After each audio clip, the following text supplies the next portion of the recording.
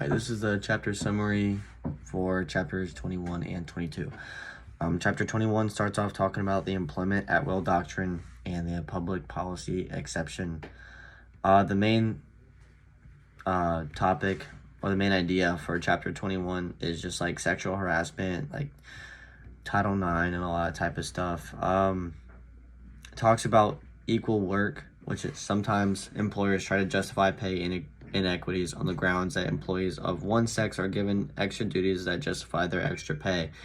The courts scrutinize these duties very closely. The duties are sufficient to preclude a finding of equal work only if the duties are actually performed by those receiving the extra pay. The duties regularly constitute a significant portion of the employee's job. The duties are substantial as opposed to inconsequential.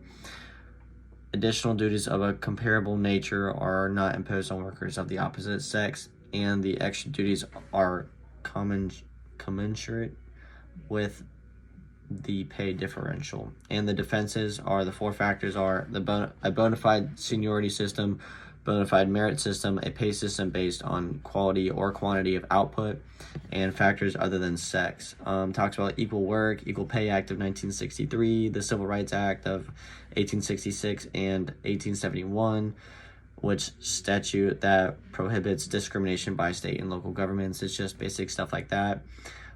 Sexual harassment, which does include like verbal sayings that someone may or may not like. Tips for avoiding sexual harassment charges. It's just basically common sense. Just don't be an idiot. And then chapter 22 starts off talking about a nuisance, which is an unreasonable interference with someone else's use and enjoyment of his or her land.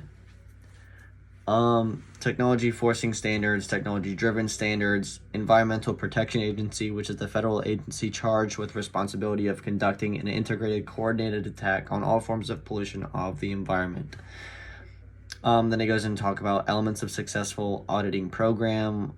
Just a few of them are explicit senior management support for environmental auditing and the willingness to follow up with the findings. An explicit audit program with objectives, scope, resources, and frequency, and a process that includes specific procedures to promptly prepare candid, clear, and appropriate written reports on audit findings, corrective actions, and schedules for implementation.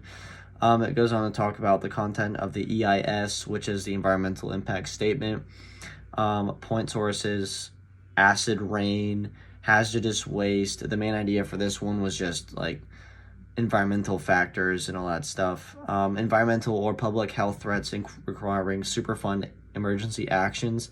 A Superfund is a fund authorized by CER/CLA to cover the costs of cleaning up hazardous waste disposal sites whose owners cannot be found or unwilling or unable to pay for the cleanup.